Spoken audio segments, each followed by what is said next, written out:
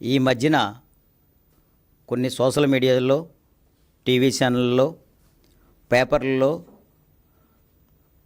ఒక అవాస్తవాన్ని వాస్తవంగా, ఒక వాస్తవాన్ని అవాస్తవంగా క్రియేట్ చేస్తూ మసిపూసి నేరడికాయని మారడికాయగా మారుస్తున్న గొడ్డల పార్టీ, వైసీపీ పార్టీ చేస్తున్న అభియోగాలకి ఈరోజు మీ ముందుకు రావడం అనేది జరిగింది.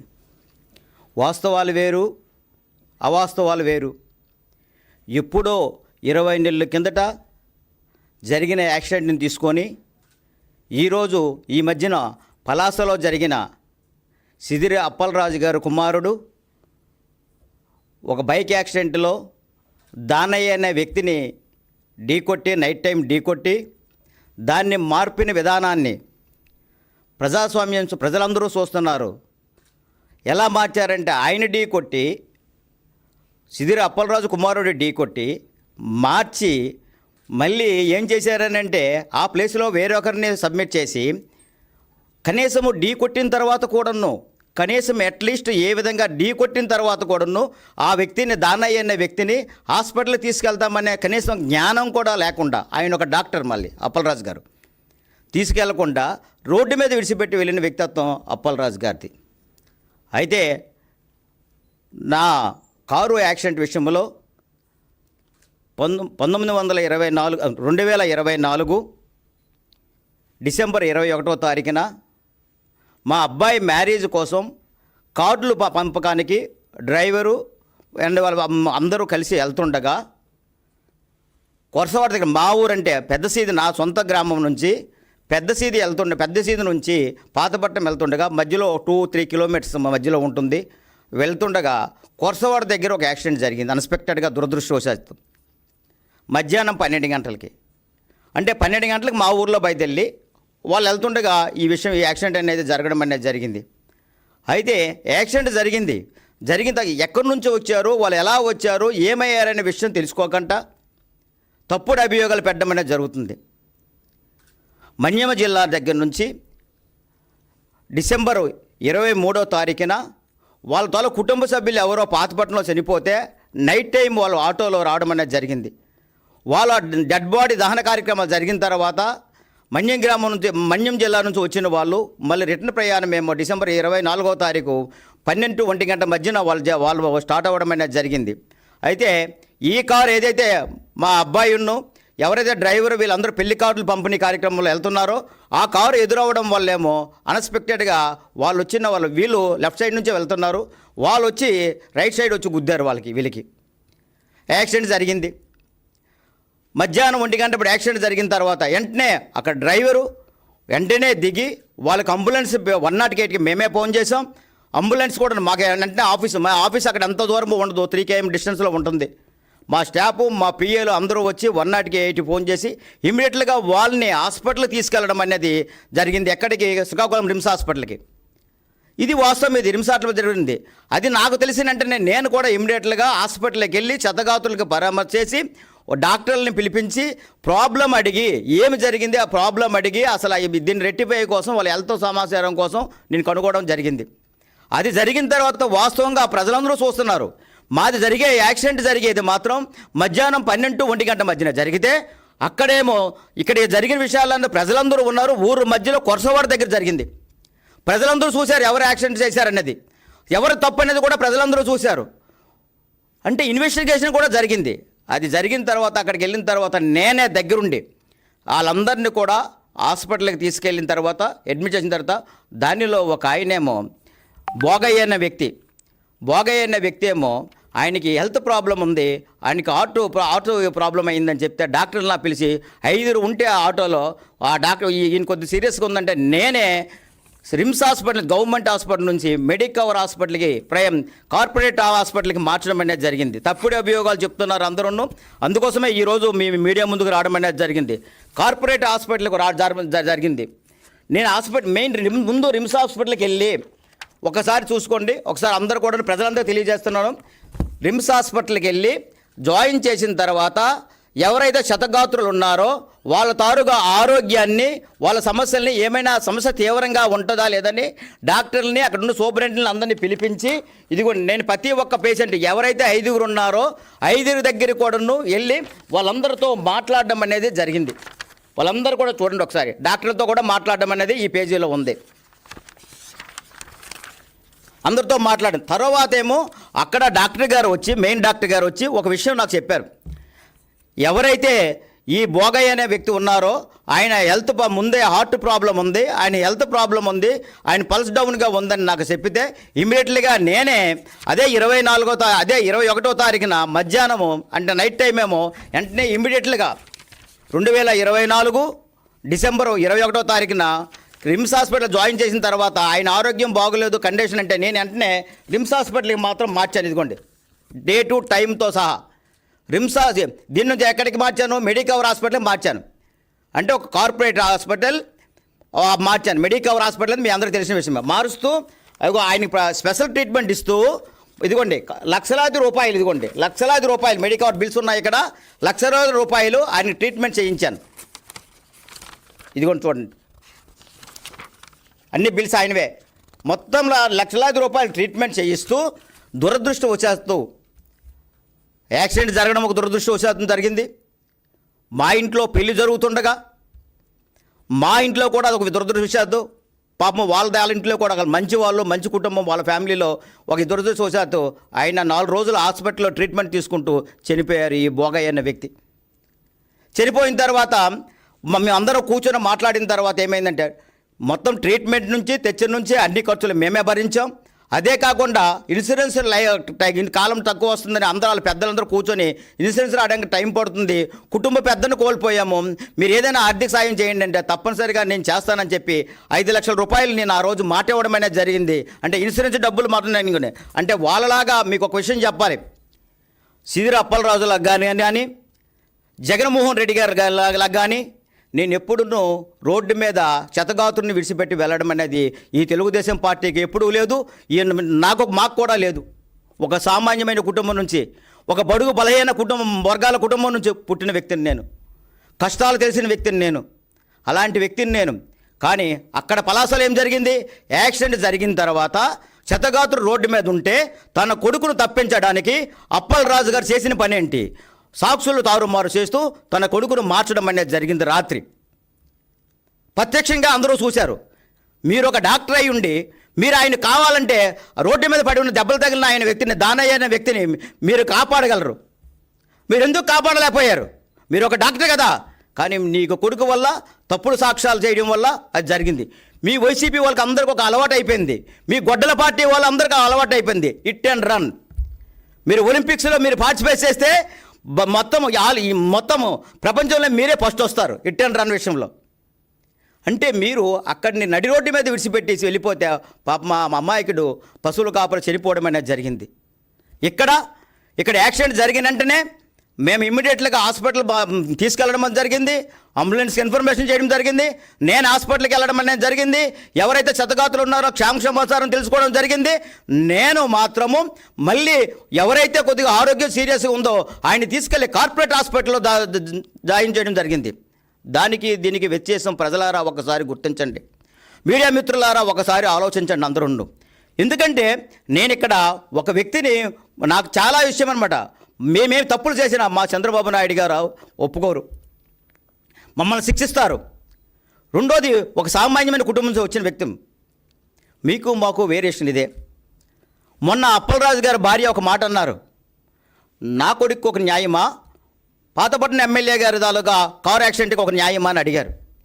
నేను ఒకటే అడుగుతున్నాను తల్లి, మీరు చేసినదేంటి, మేము చేసినదేంటి? మేము క్షతగాత్రులను తీసుకెళ్ళి హాస్పిటల్లో జాయిన్ చేసాం, మేము క్షతగాత్రులు తీసుకెళ్ళి సరైన వైద్యం చేయించాం, 4 ఆల్రెడీ డిశ్చార్జ్ చేయించాం. దురదృష్టవశాత్తు 4 రోజులు కార్పొరేట్ హాస్పిటల్లో ఉంటే లక్షలాది రూపాయలు కట్టే వాళ్ళ కుటుంబానికి ఆదుకోవడానికి కూడాను మేము ఇచ్చిన డబ్బులు కూడా మీకు చెప్తున్నాం, 5 లక్షల రూపాయలు ఇచ్చాం.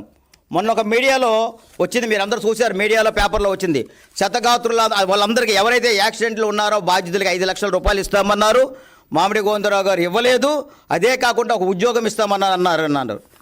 కరెక్ట్, నేను ఇస్తామన్నాను. అక్కడ పెద్దలందరూ ఏమన్నారంటే ఇన్సూరెన్స్ డబ్బులు లక్షల్లో వస్తాయి కానీ సార్ రావడం లేట్ అవుతుంది, కుటుంబం ఈ మధ్యన కొద్దిగా ఇబ్బంది పడుతున్నారు కాబట్టి మీరు ఆదుకోండి సార్ అని చెప్పితే తప్పనిసరిగా 5 లక్షల రూపాయలు ఇస్తానన్నాను. 1,85,000 రూపాయలు ఫోన్పే ద్వారా ఎవరైతే బోగయ్య అనే అబ్బాయి ఉన్నారో, బోగయ్య చనిపోయాడో వాళ్ళ అబ్బాయికి మధుబాబు గారికి వాళ్ళకి నేను ఏమేమి ఇచ్చాను చూడండి, ఒకసారి చూపిస్తాను. ఇదిగోండి ఫోన్పే ద్వారా ఇచ్చినవి 1,85,000 రూపాయలు పేమెంట్ అదిస్తూ నేను మళ్ళీ చెప్తున్నా వాళ్ళందరికీ, తప్పుడు అభియోగాలు కాదు, నేను ఇచ్చిన డబ్బులు క్యాష్. అంటే మాకేది కాంపన్సేషన్ అందలేదు, మేము అడిగినా మమ్మల్ని పట్టించుకోలేదు అని చెప్పారనమాట.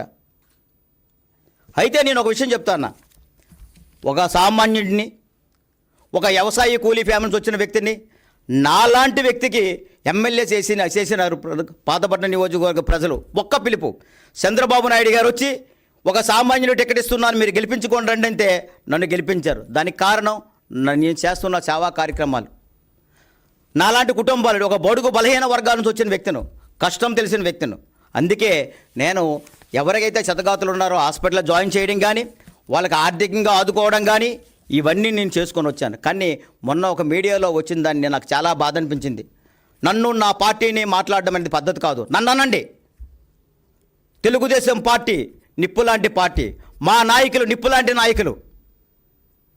కానీ మేము ఎక్కడా సాక్ష్యాలు తారుమారు చేయలేదు. పట్టపగలు జరిగింది యాక్సిడెంట్, ఒకసారి అక్కడ ఉన్న అభియోగాలు తీసుకోండి. ఎంక్వైరీ జరిగింది. మీకు ఒక విషయం చెప్పాలి, 1 గంటకి యాక్సిడెంట్ జరిగితే 3 గంటలకు వెళ్ళి 3 గంటల్లో ఎఫ్ఐఆర్ బుక్ చేశారు. వెళ్ళండి ఒకసారి చూడండి. ఒకసారి వాళ్ళ అబ్బాయే సాక్షాత్తు, ఇదిగోండి ఎఫ్ఐఆర్ కాపీ. వాళ్ళ అబ్బాయి మధు, ఎవరైతే బోగయ్య వాళ్ళ అబ్బాయి మధు 3 గంటలకి ఎఫ్ఐఆర్ స్టేషన్లో కంప్లైంట్ ఇచ్చి, ఇగో మా డ్రైవర్ రాజేష్ గారి పేరు మీద, రాజేష్ మా డ్రైవర్, ఎన్నో సంవత్సరాలుగా మా దగ్గర పనిచేస్తున్న డ్రైవర్ రాజేష్ ఆ స్పాట్లో ఉన్నాడని ఎఫ్ఐఆర్ బుక్ అయింది. మరి ఎఫ్ఐఆర్ బుక్ అయిన తర్వాత వాళ్ళే ఇచ్చారు కదా, డిసెంబర్ 21వ తారీఖున వాళ్ళే కదా ఇచ్చారు. ఇది ఎఫ్ఐఆర్ బుక్ అయిందని వాళ్ళేగా చెప్పారు. మరి ఎఫ్ఐఆర్ బుక్ అయిన తర్వాత వాళ్ళే కదా కంప్లైంట్ ఇచ్చింది. మరి డ్రైవర్ ఇచ్చిన తర్వాత మళ్ళీ ఏదో అభియోగాలు ఎందుకు చేస్తున్నారు? అసలు అప్పలరాజు గారి భార్యను ఒక మాట అడుగుతున్నాను, తల్లి నువ్వు నాకు చెల్లి లాంటిదాను, మిమ్మల్ని ఎవరిని కాదు, మీకో ధర్మమో ఎగతో ధర్మం కాదు, చట్టం తన పని చేసుకెళ్ళిపోతుంది. మేము న్యాయబద్ధంగా ఉన్నాం, అంతేగాని మీరు రాజకీయాన్ని రంగు కలుసుకొని ఇప్పుడు మసిపూసి మారడికాయని నేరడికాయ చేయాలని కోరుకోకండి. మీ అబ్బాయిని, మీ ఆయన్ని తప్పించడానికి నేను ఎప్పుడో 20 నెలల కింద జరిగిన యాక్సిడెంట్ని మా మీద రుద్దడానికి మాత్రం ప్రయత్నం చేయకండి. ఇక్కడ చెప్తున్న వైసీపీ నాయకులకు కానీ, కొంతమంది మీడియా మిత్రులకు కానీ, అందరికీ చెప్తున్నాను, తప్పు ఎక్కడ జరిగిందో వాస్తవాల పరిగణనలో తీసుకోవాలి. మమ్మల్ని మీద మాత్రం సరే రుద్దడం అనేది భావ్యం కాదు, ఇది పద్ధతి కాదు. రాజకీయం చేయొచ్చు, ఉందాతనంగా చేయొచ్చు, కానీ మీరు ఎప్పుడున్నో డైవర్ట్ పాలిటిక్సే. ఎందుకంటే మీరు అక్కడ యాక్సిడెంట్ చేయడం వాస్తవం, మీరు మొత్తం సాక్ష్యాలు తారుమారు చేయడం మా వాస్తవం, మీ అబ్బాయిని మార్చడం వాస్తవం. కానీ ఇక్కడ మేము కారు మార్చలేదే, కారు మాదని మేము చెప్పడం లేదే, అక్కడ మేమేం చెప్పలేదే, మీలాగా మేము దాగుడిపోలేదే, మేము 4 రోజులు సరౌండర్ చేయలేదే. నేను వెంటనే స్పాట్లో మేము అక్కడికి అటెండ్ అయ్యి హాస్పిటల్లో జాయిన్ చేసి కార్పొరేట్ హాస్పిటల్లో ట్రీట్మెంట్ చేసాం. మీకు మాకు వ్యత్యాసం ఎక్కడ ప్రజలు చూస్తున్నారు, మీరు ఒకసారి చూడండి. చాలామంది మీడియా మిత్రులు వచ్చారు, ఇన్ని అభియోగాలు జరుగుతున్నాయి, పాతపట్నం ఎమ్మెల్యే గారు ఎందుకు బయటికి రారండి? సార్ వస్తాను సార్, లేనిది ఉన్నట్టు చెప్పడం అనేది కొద్దిగా మనసుకు బాధ అనిపించింది సార్. ఎందుకంటే ఒక ప్రజాసేవ చేసిన వ్యక్తిని సార్, సేవే మార్గంగా ఎన్నుకున్న వ్యక్తిని సార్, ఒకరికి హాని చేయడం అనేది తెలియని వ్యక్తిని సార్ మేము. కానీ బాధ అనిపించింది సార్, ఆ బాధ తట్టుకోలేక ఈరోజు మీడియా మిత్రులు ముందుకు వచ్చాం సార్. ఆమె ఒక మాట అన్నారు, ఒక తల్లిగా బాధపడుతున్నాను. తల్లి నువ్వు తల్లిగా బాధపడుతున్నావు అనేది వాస్తవం తల్లి, మిమ్మల్ని ఎవరిని మేము ఇబ్బంది పెట్టడం లేదు, అక్కడ తప్పు జరిగిందనేది మాత్రమే విమర్శన చేస్తున్నాం. కానీ మీరు తల్లిగా బాధపడి ఇంకొక తల్లి మీద మీరు నిందలేస్తారా? మీరు ఇంకొక తల్లి మీద నిందలేస్తారా? ఇంకొక తల్లి కొడుకు మీద నిందలేస్తారా? ఇది ఎంతవరకు భావ్యమైనది మీకు ఆలోచిస్తాను చెప్తున్నాను. మీలాగా మీ నాయకుడిలాగా గుంటూరులో సింగయ్య అనే వ్యక్తికి మీలాగా మీ నాయకుడిలాగా కారెక్కించుకొని శవాన్ని పక్కన విసిరి వెళ్ళిపోవడము జరగలేదమ్మా. మీ నాయకుడు జగన్మోహన్ రెడ్డి ఏం చేశారో మీరు అందరూ చూశారు. ఆ పలాసల దానయ్యని మీరేం చేశారో మీకు చెప్పాను, మీకు చెప్పలేదు. దానయ్యకు మీరేమన్నారమ్మా? నేను ఇక్కడ ఏం చేశాను, ఇక్కడికి వీళ్ళ కుటుంబ సభ్యులకి 5 లక్షల రూపాయలు వాళ్ళ మృతి కోసం నేను ఇస్తూ ఇన్సూరెన్స్ క్లెయిమ్ పెట్టడానికి పెడుతూ లక్షలాది రూపాయలు వస్తాయని చెప్తూ మెడికల్ ట్రీట్మెంట్ ఇస్తూ నేను చేసినది ఏంటి, మీరు చేసినది ఏంటి చెప్పండి. మీరు దానయ్య కుటుంబాన్ని పిలిచి ₹1,00,000 కాంపన్సేషన్ ఇస్తాను, వాళ్ళ ఆవిడ్ని మీ దగ్గర పనికి పెట్టుకోమని చెప్పారమ్మా. నేను అది చెప్పలేదమ్మా, నేను చెప్పలేదు అది. మీకు లక్షలాది రూపాయలు నీకు ఇన్సూరెన్స్ డబ్బులు వస్తాయి, మీకు నేను ఆల్రెడీ ₹5,00,000 మీరు అడిగారు, అందరూ అడిగారు కుటుంబ భృతి కోసమని ఇచ్చాను నేను. అది కాకుండా నేనేమన్నానమ్మా, ఉద్యోగం ఇస్తానని మాత్రం అన్నానమ్మా. ఏమన్నాను, నా హాస్పిటల్లో ఇస్తాను ఆ ఉద్యోగం, లేదంటే అవుట్ సోర్సింగ్లో నీ క్వాలిఫికేషన్ బట్టి ఏదైనా వస్తే చూస్తానమ్మా, లేదా కాంట్రాక్ట్ బేసిస్లో ఏదో చూస్తానని చెప్పానమ్మా. అంతేగాని మీలాగా మీరు మొన్న అన్నారు ఒక మాట, మేము ఒక సామాన్యమైన కుటుంబం నుంచి వచ్చాం, మా డాక్టర్ గారేమో సేవలు చేశారు, ఇన్ని మండలాల్లో సేవలు చేశారు, అన్ని మండలాల్లో చేశారు, ఈ నియోజకవర్గం కరెక్టేనమ్మా. మీరు సేవలు చేస్తే ఒక ప్రాణం పోసిన డాక్టరు అక్కడ మీ అబ్బాయి గుద్దీసిన వ్యక్తి, ఆ దానయ్య అనే వ్యక్తిని ప్రాణం కాపాడొచ్చు కదమ్మా. ఎందుకు ఆయనకి రోడ్డు మీద వదిలేసి మీరు తీసుకెళ్ళిపోయి మీ అబ్బాయిని? వాస్తవాలు పరిగణన తీసుకోవాలి. ప్రజలందరూ చూస్తున్నారు. ఇంకో విషయం కూడా చెప్పాలి మీకు అందరికీ. దేవరాపల్లిలో మునిస్వామి అనే వ్యక్తికి ఇలా చెప్పుకుంటే ఏవో అన్నను. వైసీపీకి ఒక సిద్ధాంతం ఉంది, డైవర్ట్ పాలిటిక్స్. మీరు చేసిన తప్పులు ప్రజలకు తెలియకూడదు, పాతాన్ని డైవర్ట్ చేస్తారు. మీరు చేసినవి చెప్పండి ఒకసారి. ఈ సింగయ్య అనే వ్యక్తికి కానీ, ఈ దానయ్య అనే వ్యక్తికి కానీ, ఈ మునిస్వామి అనే వ్యక్తికి కానీ ఏం చేశారు? ఒకసారి ఇవన్నీ పరిగణలోకి తీసుకోవాలని కోరుకుంటూ ఒక్క విషయం నేను చెప్తున్నాను మళ్ళీ. అసలు విషయం ఏంటంటే, ఎఫ్ఐఆర్ కాపీ బుక్ అయిపోయిన తర్వాత, అన్నీ క్లియర్ అయిపోయిన తర్వాత, ఎవరైతే మీడియా ముందుకు వచ్చి మాట్లాడారో వాళ్ళందరూ కూడా జడ్జిమెంట్ కాపీది, ఈ జడ్జిమెంట్ కాపీ ఒకసారి తీసుకోండి అందరూ. జడ్జిమెంట్ చూడండి, ఇది జడ్జిమెంట్ కాపీ ఏమైనా వచ్చింది చూడండి. 6/8/2026 కేసు కొట్టివేయబడిందని వచ్చింది, జడ్జిమెంట్ కాపీ వచ్చింది. అదే కదా మీ ముందు మీడియా మిత్రులు మీడియా ముందుకు తెచ్చి ఎవరైతే ఉన్నారో, ఎవరిది మధుబాబు అనే వ్యక్తి, ఇంకొక ఆమె సంతోషం అనే వ్యక్తి, వీళ్ళందరూ మీ మీడియా ముందు మాట్లాడారు కదా. వాళ్ళు ఇచ్చిన తీర్మానం, వాళ్ళు ఇచ్చిన ఎవిడెన్స్ ప్రకారం కేసు కొట్టివేయబడింది. మళ్ళీ ఏంటమ్మా, మళ్ళీ ఎందుకు మా మీద అభియోగాలు? వాళ్ళకి ఏ ప్రలోభాలు పెట్టారు మీరు మీడియా మిత్రులందరూ? అసలు ఒరిజినల్గా మీరు ఏ ప్రలోభాలు పెట్టారు వాళ్ళకి ఎందుకు తెచ్చారు వాళ్ళకి? అంటే మన న్యాయస్థానాలకైనా గొప్పవాళ్ళమా? న్యాయస్థానాలు ఇచ్చిన తీర్పు కన్నా గొప్పవాళ్ళమా? మీరే చెప్తారు కదా కొన్నిసార్లు మీడియా ముందు, సాక్షి పేపర్ల ముందు, అన్ని ముందు ఏం చెప్తారు మీరు మీడియా ముందు? మేము న్యాయస్థానాన్ని కట్టుబడి ఉంటామని. మరి ఏమైంది తల్లి? ఒక్కసారి అందరూ పరిగణలోకి తీసుకోవాలి. వాస్తవాలు వేరు, అన్నీ వేరు. నేను లాస్ట్లో ఒక విషయం చెప్పాలనుకుంటాను. ఈ ప్రపంచంలో కానీ, ఈ భారతదేశంలో కానీ ప్రజాస్వామ్యబద్ధంగా ఒక సామాన్యుడి దగ్గర యాక్సిడెంట్ ఏ విధంగా జరిగితే ఆయన వెళ్ళి ఏ విధంగా ముందుండి అన్ని సపర్యాలు చేసి ఫస్ట్ ఎయిడ్ నుంచి ఈ అన్ని కష్టకాల్లో పాల్గొంటారు, ఆ పని నేను చేసిన ఒక శాసనసభ్యునిగా కాదమ్మ. కానీ మీరు చేసిందేంటి? వీళ్ళు ఎక్కడ జరిగేది ఈ యాక్షన్? ఎవరు అనుకుంటారు వీళ్ళు యాక్సిడెంట్ జరిగే వాళ్ళు ఎక్కడ? మన్యం జిల్లా నుంచి వచ్చిన వ్యక్తులు వాళ్ళు. కానీ మీరు మీ పలాసలో జరిగిన విషయం. అందుకే ప్రజలందరూ చూస్తున్నారు, దీనికి వ్యత్యాసం చూస్తున్నారు. ఈ ముందు మీడియా ముఖం ముందు మీ అందరికీ ఈరోజు నేను చెప్పుకోవడం కారణం ఏంటంటే, వాస్తవాలు వేరు, మసిపూసి మారడకాయ